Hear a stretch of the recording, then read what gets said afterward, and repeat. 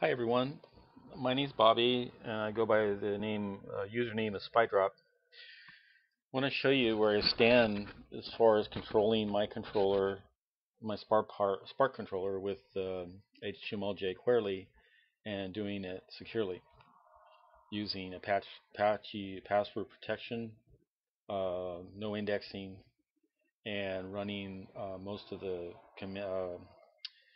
HTML on the Spark controller itself. So first thing I'm going to do is I'm going to plug in USB power to the Spark controller, which you'll see is right over here. It's not powered up right now. I'm going to plug it in and let it sync to the API cloud.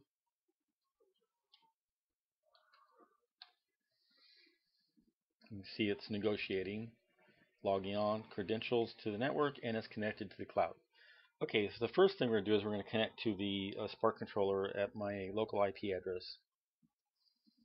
And there's my interface. All this here is inside the Spark controller. And if you notice, I have the Spark controller loading the Spark IDE, which allows me to go ahead and make changes to the code at the Spark IDE and then verify and flash my Spark controller, which makes it very, very convenient.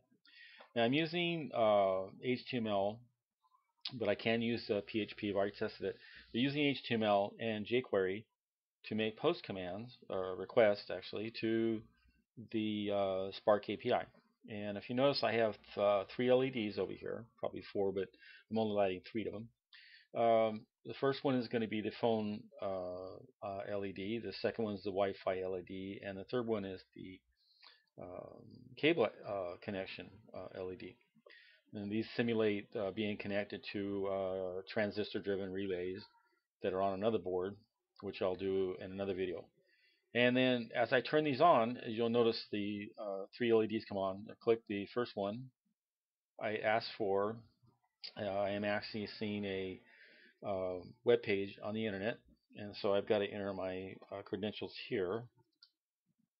If I get this right,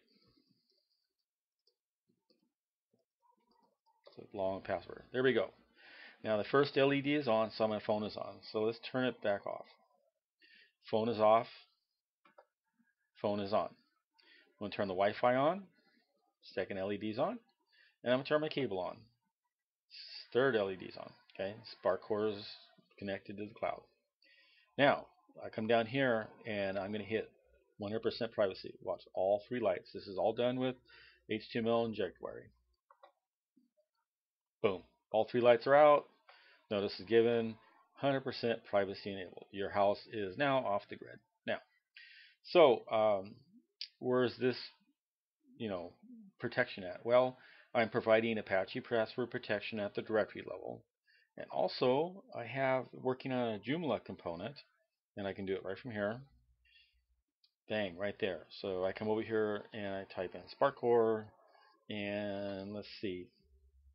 Let me bring up this. This is Spark core $40. If I get that right, and I didn't.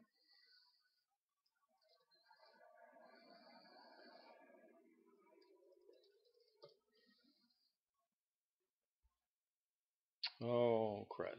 Let's see. Well, I forgot my password on that, so that's all right.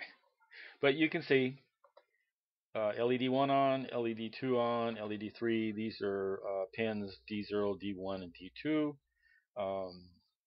I can manipulate, write, read all the pins, both the analog and digital pins on the Spark core.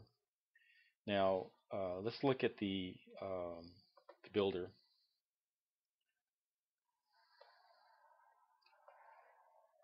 Now you can see where I'm using, I'm logging into my local, connecting to my local area address and using HTML in my